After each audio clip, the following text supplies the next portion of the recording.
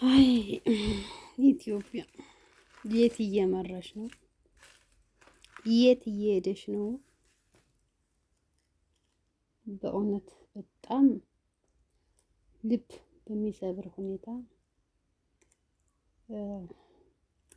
ነው ይዤላቸው የመጣሁት መረጃ። እውነት ለመናገር በሀገራችን ማለት ነው ሞት የረከሰበት ብር የተወደደበት ነው። ስለዚህ ብር ተወዷል።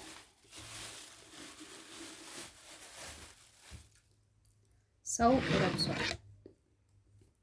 በመዲናችን ጎንደር ልበለው፣ በሀገራችን ደሴ፣ በትውልድ ሀገራችን ሰሜን ጎንደር እችን እህታችን የምታዩት ሀበሻ ቀሚስ የለበሰችው ጸባይ ሰናይ መልካም ሰናይ እህታችን ናት። ሆኖም የአንድ ልጅ እናት ናት። እችኛዋ ገና ህፃን የዩኒቨርሲቲ ተማሪ ትውልድ ሀገሯ ደሴ። ሁለቱ በአሰቃቂ ሁኔታ እንግዲህ ሰላም ሰላም፣ ውድና የተከበራችሁ አድማጭ ተመልካቾቼ፣ ቤተሰቦቼ፣ በአጠቃላይ የሰው ዘር በሙሉ ሰላማችሁ እንደ ምድር አሸዋ እንደ ሰማይ ኮከብ ብዚህ ትርፍ ይበልልኝ። በየትኛው ዓለም ክልል ያላችሁ ትውልድ ኢትዮጵያውያንና ኤርትራውያን ሁሉ ሰላም ነው፣ ሁሉ መልካም ነው። እግዚአብሔር ይመስገን። እኔ በጣም ሰላም ነኝ። ከኔ ያለው ሰላም ከሁላችሁም ሰላማችሁ ብዚህ ትርፍ ይበልልኝ። ዛሬ ይዤላችሁ የመጣሁት እንግዲህ በሚያሳዝን ሁኔታ ቅስም በሚሰብር በሀገራችን እንግዲህ በትውልድ መንደራችን በሰፈራችን እየተደረገ ያለው ግፍና እየተደረገ ያለው አሰቃቂ ግድያ እስከ መቼ ነው? እውነት ለመናገር ህግ አለ? እስኪ ንገሪ ወገን፣ ህግ አለ ወይ? አንዲት ሴት ልጅ ወጣ መግባት የማትችልበት ሀገር። እኛ አረብ ሀገር እንኳን እንደፈለግን ቀን ሲሉን ማታ፣ ማታ ሲሉን ቀን ወተን ከሰው ዜጋ ጋር እንኳን ተግባብተን ይኖረናል። ከሀገራቸው ግን ሴት ልጅ የሆነ አብሶ በሰሜን ጎንደር ሴት ልጅ የሆነ መከራና ስቃይ እየበላ ነው ያለ። በጣም በሚያሳዝን ሁኔታ በሰሜን ጎንደር መከላከያ ነው ይባላል። ውሸት። ነፍሰ በለው ይህ ኮልኮሌ ጭንጋፍ ጭንጋፉ ሞልቃቃ ሞልቃቃ ወጣቱ እውነተኛዎቹ ስራ ላይ ናቸው። ይህ ለቃቃሚ ልክስክሱ ደግሞ የሻይ ብርጭቆ ሰራቂ ሌባው ደግሞ ያው እህቶቻችን እንግዲህ እየገደሉ እየደፈሩ ይገኛሉ። እቺ ቀሚስ ለባሿ አገሯ ትውልዷ ሰሜን ጎንደር ዳባት የምትባል ከተማ እንግዲህ ተወልዳ ያደገች ስትሆን ባልታወቀ ምክንያት ትጠፋለች። ከጠፋሽ በኋላ ከቀናቶች በኋላ እናትና አባት እህትና ወንድም ወለሌ ሲሉ በእሷ ስልክ ይደወልና ጸበል ነይ ይባላል።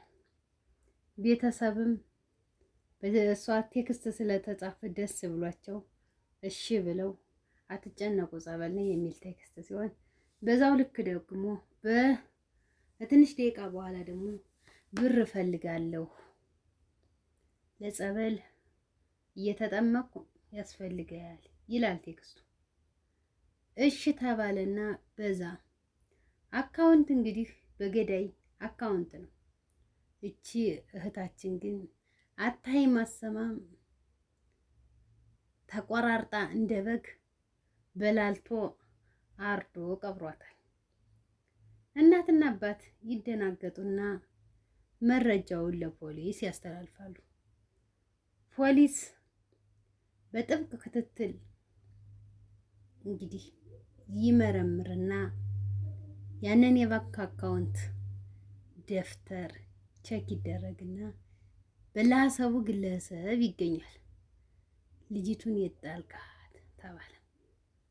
ልጅቱን ገድዬ ቀብሬያታለሁ የሚል ምላሽ ሰጠው። እናትና አባት በጣም ተደናገጡ። እቺ እህታችን በጠፋሽ በ15 ቀኗ